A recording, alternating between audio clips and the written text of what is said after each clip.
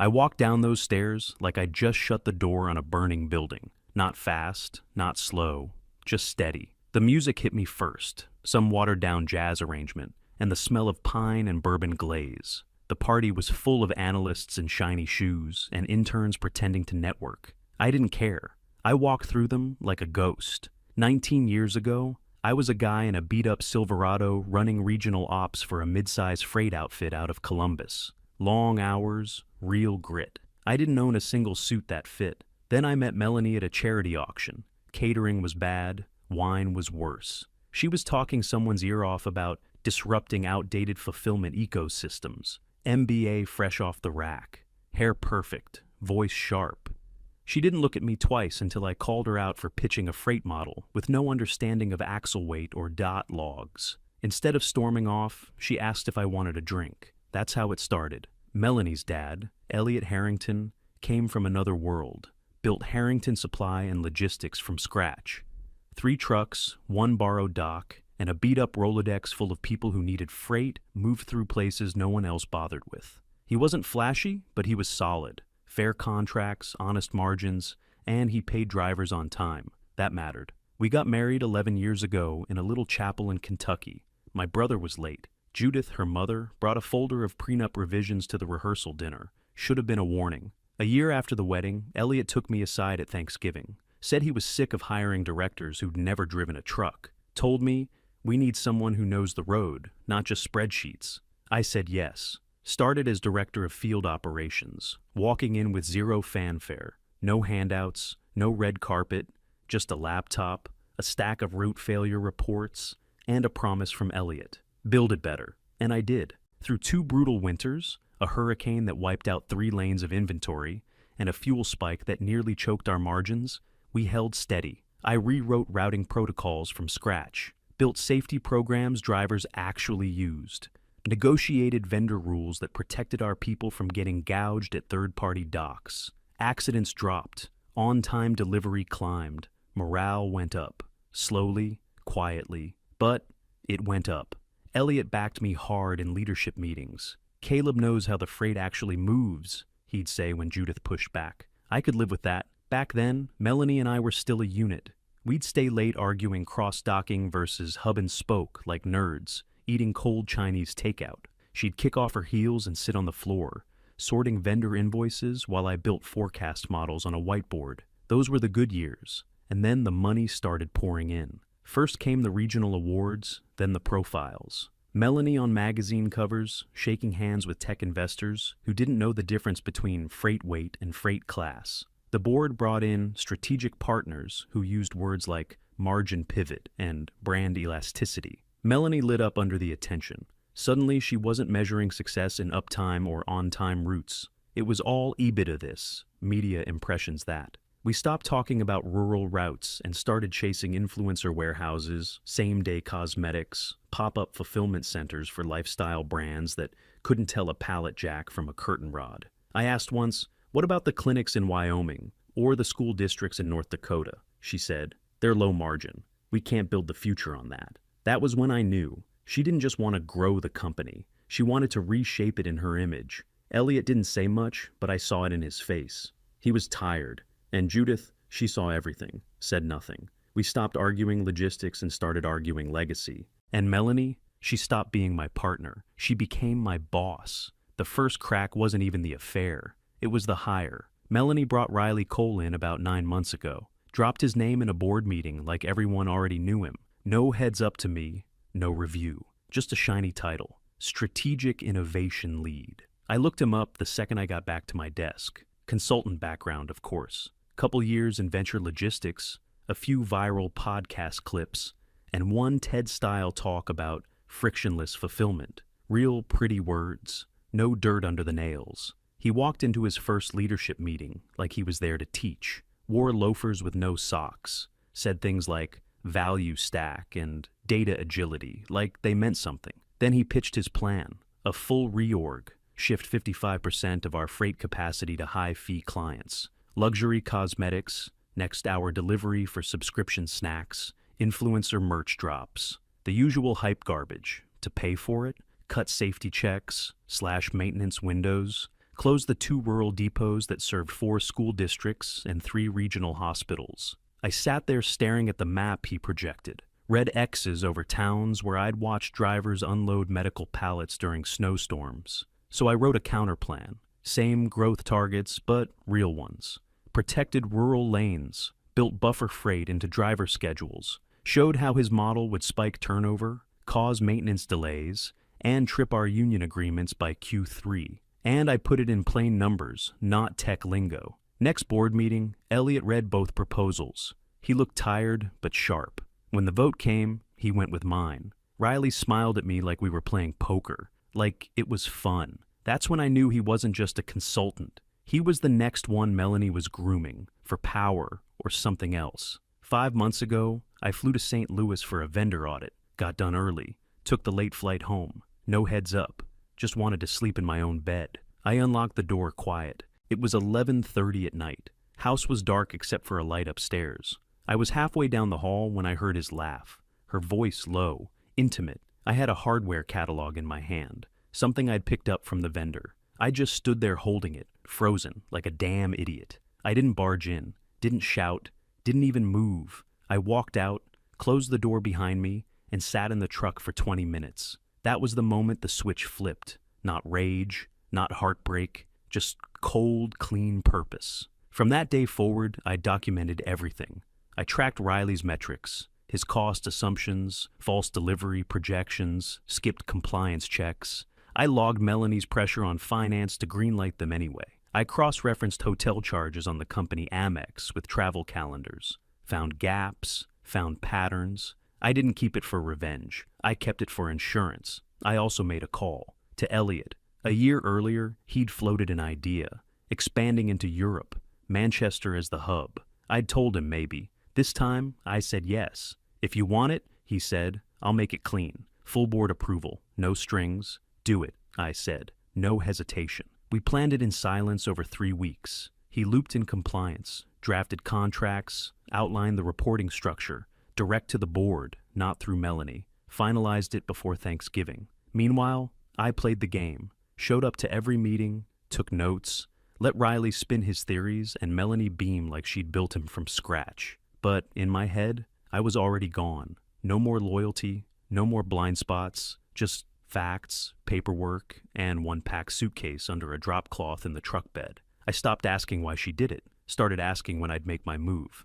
Downstairs, the Christmas party was already in full swing. String lights tangled across the beams, a jazz trio trying too hard in the corner, and some poor intern balancing shrimp cocktails and business cards. I stuck to the far wall with a ginger ale. No ice. The room buzzed with fake cheer.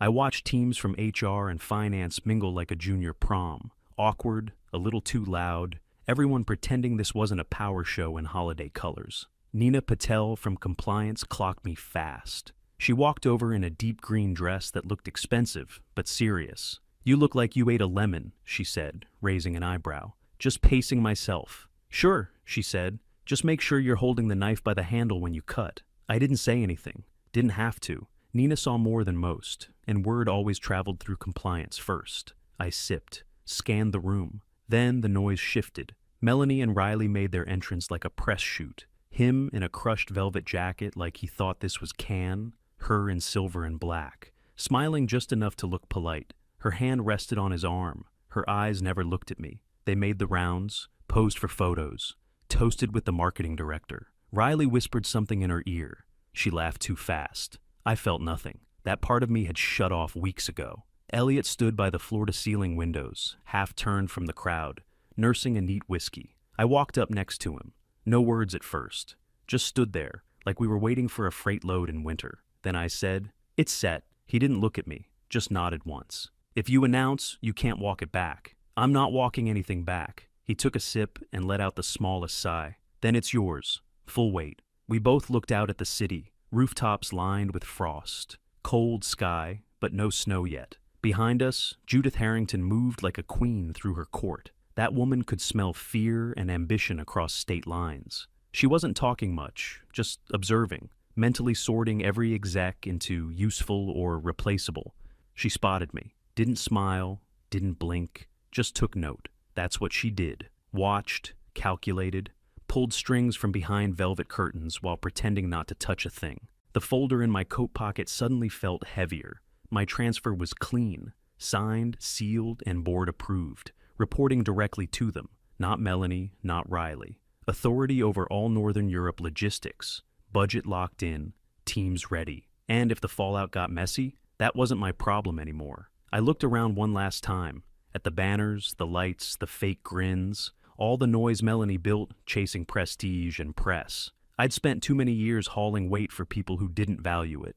Not tonight. I straightened my jacket, checked my watch, and started moving toward the stairs. Time to take the wheel. Melanie caught me halfway up the stairs with that executive tone she used when cameras were off. "Let's do this in private," she said. "Riley deserves clarity." I didn't argue. I followed her down the hall to the home office, past framed awards and photos that used to mean something. The door shut behind us with a soft click. She went straight to the desk and laid the paper out flat, careful, like presentation mattered. A disciplinary form. My name typed clean at the top.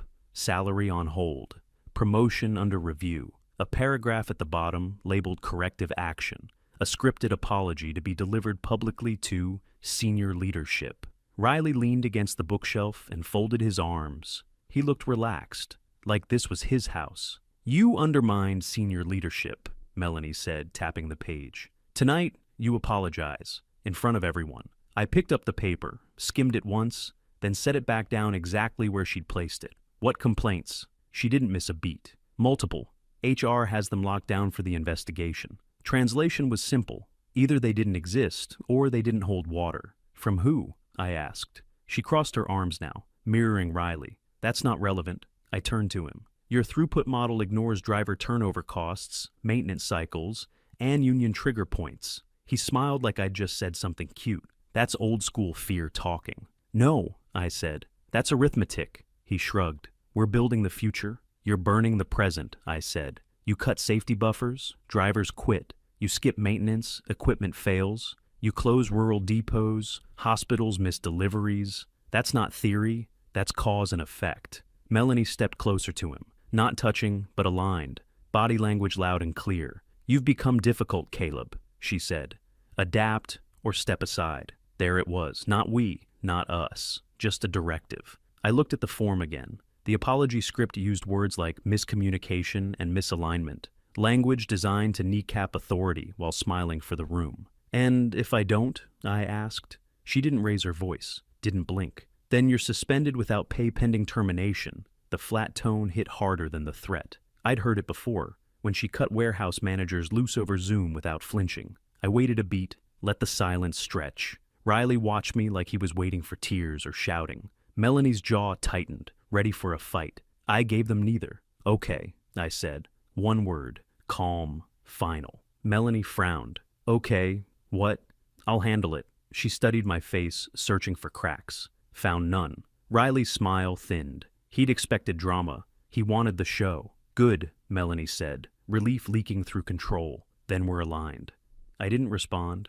I stood, straightened my jacket, and left the form on the desk. Didn't tear it, didn't sign it, just left it where it was, useless without my consent. I walked out. Neither of them followed. The hallway felt longer on the way back, quieter. I passed the awards again. Fastest growing, Innovator of the Year, Empty Shine. At the elevator, I pressed the button once. No rush. When the doors opened, I stepped in alone. As they closed, I caught my reflection in the mirror. Steady, eyes clear. No anger, no fear. Just done. The elevator dropped toward the party, toward the noise and lights and people waiting for a performance. I was done performing. The elevator doors opened into a hush that hadn't been there before. The jazz trio softened like someone had turned the room down a notch. Conversations thinned when Melanie and Riley stepped into the center of it all. Glasses raised, smiles set. Melanie lifted her flute toward me. The look said, "Your turn," like I was about to kneel and read from the script she'd typed upstairs. I didn't wait. "I'm resigning as Director of Field Operations, effective immediately," I said, voice steady and loud enough to carry. "I've accepted Managing Director for Harrington Europe, Manchester Hub. Board approved 2 weeks ago." The room froze. You could hear the clink of ice settling in glasses. A dozen heads turned toward Elliot at the bar. He didn't smile. He didn't frown. He just didn't look surprised. Melanie's color drained fast. "You can't create roles without me," she said, sharp and thin. "Compliance filed it last Thursday," I said. "Maybe you missed the notice." A few people shifted. Nina from compliance met my eyes and looked away. That was answer enough. I kept going. No rush, no apology. "I want to thank our drivers, dock teams, and dispatchers," I said. "The people who keep freight moving when weather hits and margins get tight. None of this works without you." Some faces softened. A few nodded. One driver manager raised his glass halfway and stopped, unsure if it was allowed. I nodded back. I turned to Riley. He was still smiling, but it didn't reach his eyes now. "I left thorough transition notes," I said. "You'll need them. Your plan doesn't account for winter shocks or sick child runs. Folks will call you at 3 in the morning. Be ready." His jaw tightened. "We'll manage," he said. "Good," I said. "Because the trucks won't care about your deck." Judith's mouth pulled tight. Not anger, calculation. She was already counting losses. Elliot set his glass down and put a hand on the bar, steadying himself. Not from shock, from weight. The kind that comes when a long argument finally ends. Melanie tried again. "This is inappropriate," she said. "You're embarrassing yourself." I looked at her then. Really looked. The woman I married was gone, replaced by someone who needed control more than truth. "I'm done," I said. "Effective now." I didn't wait for permission. I didn't look back at the room to see who followed the power shift. I turned and walked. Each step felt lighter. At the elevator, someone called my name. I didn't stop. The doors opened, and I stepped in alone. As they closed, I saw Melanie standing stiff, Riley whispering in her ear, Judith already moving toward a cluster of execs. The elevator dropped. When it opened in the garage, the noise vanished. Just concrete, fluorescent lights, and my truck waiting where I'd parked it hours earlier. I walked to it, unlocked the door, and climbed in. I didn't start the engine right away, just sat there, hands on the wheel, breathing steady. Then I put it in gear and pulled out, leaving the party, the penthouse, and the fallout behind me. I pulled into the airport hotel parking lot at 12:30 a.m., still wearing the same damn suit. My tie was on the passenger seat, jacket tossed in the back. I checked in without saying much. The guy at the desk gave me a key card and a look like he wanted to ask if I'd come from a funeral. I guess I had. My suitcase was in the truck, had been since that afternoon, packed with 3 changes of clothes, my passport, and one folder marked Europe, Ops Launch. I didn't bother unpacking. I just dropped the bag next to the bed, sat on the edge, and finally looked at my phone. 19 calls from Melanie, 11 from Judith, 7 from Riley, 5 from company numbers. No voicemails, just missed calls stacked like a slot machine about to short circuit. I didn't answer any of them, didn't listen, didn't reply. I took the phone and flipped it face down on the desk, sat there in the quiet. At 6:10 a.m., it rang again. "Elliot," I picked up. "You holding up?" he asked, voice low and tired. "I'm fine, mostly true. I hadn't slept, but I wasn't falling apart either." "She tried to pull your system access," he said. "Got shut down. The paperwork's too clean. Board signed off. Her approval wasn't required." I closed my eyes and exhaled. "She also demanded your contact list," he added. "Said the field staff shouldn't be tied to one person." I told her, "Trust doesn't transfer like inventory." I laughed once, quietly. "She'll figure that out fast." "She already is." I didn't say much else. He didn't need it. We hung up after a minute or two. No goodbyes, just silence on both ends. I opened my laptop, lit up the screen. The folder marked Manchester Plan was already waiting. I started typing. Wrote out the skeleton of the 90-day plan, route models, fleet sourcing, driver housing stipends, a short list of potential partners in the Liverpool and Leeds corridors, vendor upgrade options for cold chain freight, contacts I trusted in Dublin who could handle cross-border processing. No spin, no flash, just solid work. By 8, I had a first draft. It felt like muscle memory, the real kind. Not branding, not politics, just systems and people and things that actually moved. I looked out the window at the blank sky above the terminal, planes coming and going, travelers with places to be. I typed one last thing, texted Melanie. All communication through council. Then I blocked her number, blocked Riley, turned the phone off. I booked my outbound flight for December 27th. Early, window seat, one way, and then I sat back, took a long breath, and let the quiet stay. I landed in Manchester to cold rain and a man holding a cardboard sign that read, "Mr. Norris" in the thick black marker. His coat was too thin for the weather, but he greeted me like we were old friends. "Car's just out front," he said. "We stocked the flat for you. Bit of a welcome." Didn't seem like much at first, but when I opened the fridge later and saw eggs, a small loaf of seeded bread, a decent kettle, and a bag of strong coffee, I stood there for a second longer than I meant to. That kind of thoughtfulness doesn't show up in org charts. The flat was clean, spare, warm, and mine. Next morning, I walked into the Manchester office.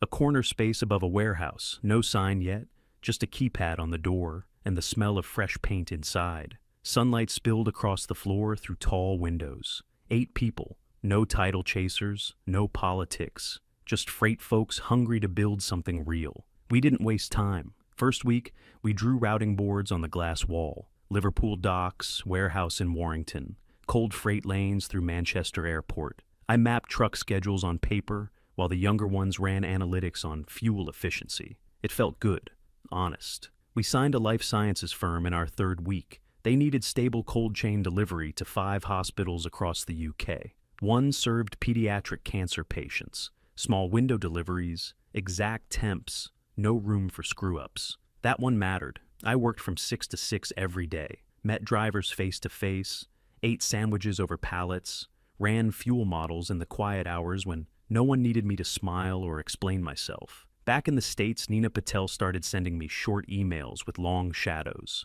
3 senior drivers quit after Riley's schedule changes, she wrote. Minor safety incident at a pop-up in Philly. Cosmetics load. Morale is dipping. Field team feels ignored. I read them, filed them, said nothing. One email included a screenshot. Melanie and Riley on the cover of a business magazine. All smiles and buzzwords.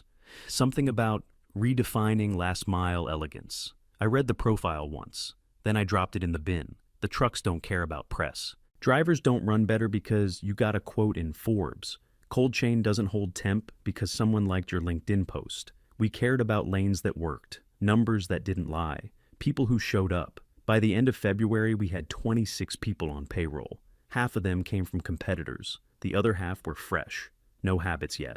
We ran with 98% on-time delivery across the board, even with snow in Yorkshire and vendor delays out of Rotterdam. We didn't celebrate, just adjusted where needed and kept going. Simple, not easy, and that was the point. I'd spent too many years patching over other people's fires. Backroom deals, shallow launches, staff stretched to breaking. This wasn't that. Here, when we said we'd be there Tuesday, we showed up Tuesday. When drivers flagged issues, we fixed them. Not next quarter, same week. By spring, the team didn't need me to check every form or walk every dock. They started owning it themselves. I was in the middle of reviewing vendor bids for refrigerated units when Elliot called. Late summer. The rain had just started. Light, but steady. His voice came through quieter than usual. Slower, older. The board opened an inquiry into expenses, he said. I stood up and walked to the window, headset still on. Serious or window dressing? Anonymous report. Dates, amounts, even photos. I didn't ask who sent it. I've got documentation, I told him. Every flag charge, but I didn't file anything. I know, he said. You're not the type. We both sat with that for a second. No need to say who was the type.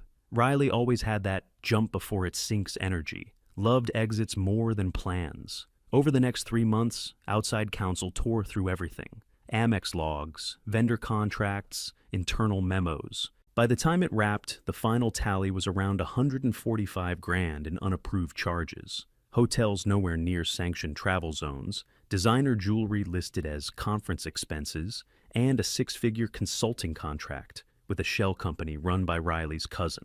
Never cleared conflict review. Never even made it past Nina's desk. The board brought Melanie in. They gave her 2 doors, step down quietly and walk away, or face formal termination for cause and repayment demands.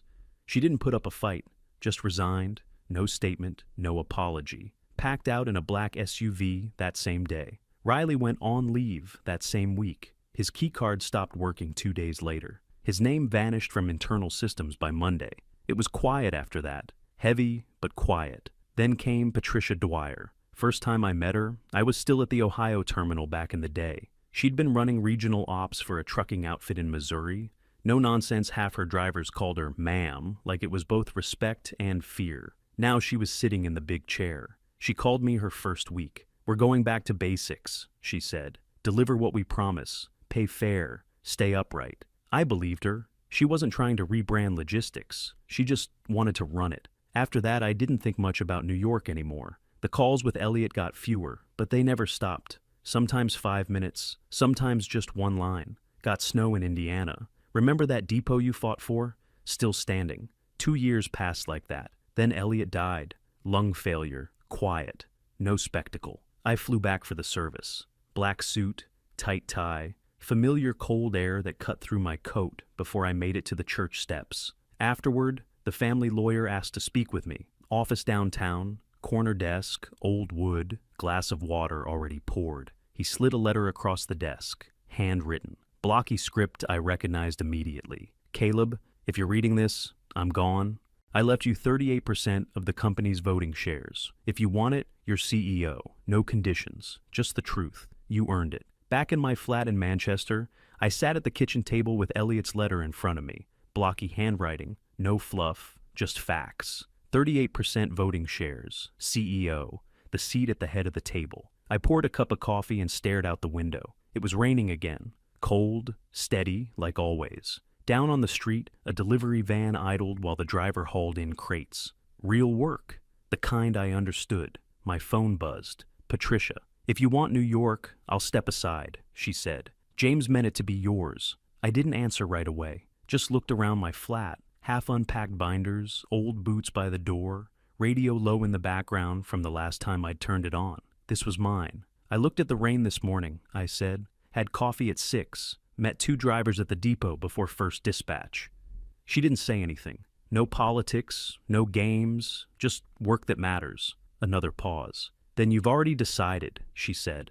I have, I told her. You're right for New York. I'm right here. Silence again. This time it felt like relief on both ends. We talked structure, what my voting shares meant for board matters, what her operational lead would cover. No drama, just clarity. 2 people rowing the same way. And we kept building. Our cold chain routes expanded, serving children's hospitals across the UK and into Ireland. We opened a small facility in Leeds to handle specialized lab freight, upgraded reefers, rolled out safety-based bonuses, and built real housing support into long-haul contracts. Nothing flashy, just good work done right. Months later, I got an email from Melanie. Therapy, regret. Long paragraph about rediscovery, purpose, owning mistakes, the usual. I replied with 2 lines. Thank you for the honesty. Take care. That was plenty. People ask me sometimes if I regret not taking the CEO seat. Not once. The best payback wasn't walking into that glass-walled office and taking her chair. It was making their mess irrelevant by building something that worked. I said okay that night at the Christmas party because I'd already chosen.